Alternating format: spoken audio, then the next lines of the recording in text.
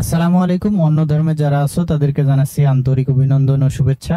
আজকে আমরা অষ্টম শ্রেণীর সপ্তম অধ্যায় সেট অধ্যায়ের 18 নম্বর যে প্রশ্নটা রয়েছে সেই প্রশ্নটা সমাধান করব ইনশাআল্লাহ। তো চলো দেরি না করে শুরু করা যাক। আমাদের চ্যানেলে নতুন হয়ে থাকলে অন্যান্য ভিডিওগুলো দেখো, ভালো লাগলে চ্যানেলটি সাবস্ক্রাইব করো।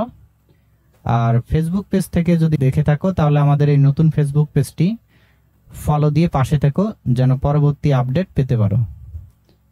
তো এখানে 18 নম্বর প্রশ্নে বলা হয়েছে নিচের সেট দুইটির উপসেট ও উপসেটের সংখ্যা নির্ণয় করো। তো উপসেট কি? একটা সেট থেকে যতগুলো সেট গঠন করা যাবে সেই সেটগুলো প্রদত্ত সেটের উপসেট হয়। আর উপসেট সংখ্যা নির্ণয়ের সূত্র হলো 2 টু দি পাওয়ার n। আর n কি? n হলো উপাদান সংখ্যা। যেমন এখানে c ইকুয়াল দেওয়া আছে m, n, তাহলে এই সেটের উপাদান হলো দুইটি, তাহলে n এর মান কত হবে? n এর মান হবে 2। তাহলে 2 to the power n, n এর পরিবর্তে হবে 2, 2 স্কয়ার করলে কি হয় 4। তাহলে এই সেটের উপসেট হবে 4টি, অর্থাৎ এই সেটটা থেকে 4টা সেট গঠন করা যাবে। তো আমরা এখন লিখব যে উপসেট সমূহ।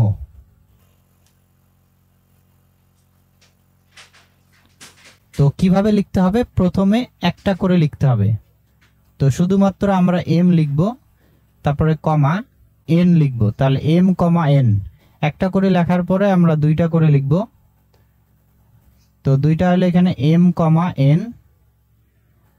তো এখানে সর্বোচ্চ জয়টা থাকবে, তয়টা লেখার পর আমাদের সব সময় শেষে লিখতে হবে ওরি, অর্থাৎ ফাঁকা সেট। ফাঁকা সেটকে এই চিহ্ন দ্বারা প্রকাশ করা হয়, এটার নাম হলো ওরি।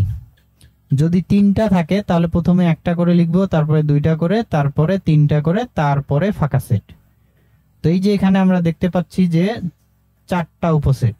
তো এরপর আমাদের কি করতে হবে? এখানে উপসেট সংখ্যা বের করতে হবে। তো আমরা লিখবো যে উপসেট সংখ্যা equal 2 to the power n। তাহলে 2 টু দি পাওয়ার n এর মান হলো 2 ইকুয়াল হলো 4। তো এই যে এখানে আমরা লিখতে পারি যে সুতরাং n of c equal 2। n of c দ্বারা বোঝায় c সেটের উপাদান দুইটি। তাহলে এই যে n অফ c মানে c সেটের উপাদান কয়টি? দুইটি। তো n এর মান 2 বসালে এই যে উপসেট সংখ্যা আমরা পাচ্ছি 4। তো এরপরে খ নং যে প্রশ্ন আছে d ইকুয়াল 5, 10, 15। তো এখানে উপাদান রয়েছে 3টি। তো 3টি যদি থাকে তাহলে 2 পাওয়ার 3 অর্থাৎ 8টা উপসেট বের হবে। তো আমরা লিখব উপসেট সমূহ। প্রথমে একটা করে লিখতে হবে 5, 10, 15। একটা করে লেখার পরে দুইটা করে লিখব। তো 5 এর সাথে একবার 10 নিব, 5, 10। তারপরে 5 দিয়ে আর কি লেখা যায়? 5, 15, 5, 15। তো 5 দিয়ে আর লেখা যায় না, তাহলে 5 বাদ, এরপরে 10 দিয়ে লিখব 10, 15, 10, 15। তো দুইটা করে লেখা শেষ।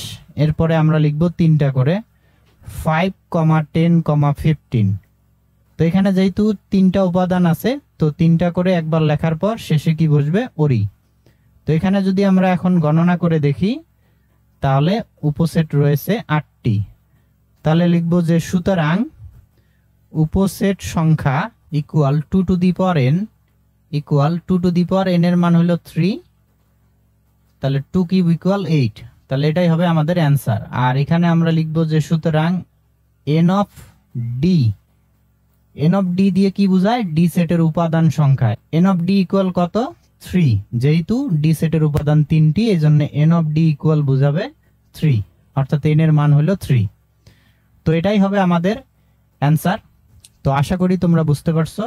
আজকের ক্লাস এই পর্যন্ত, দেখা হবে আগামী ক্লাসে ইনশাআল্লাহ। আল্লাহ হাফেজ।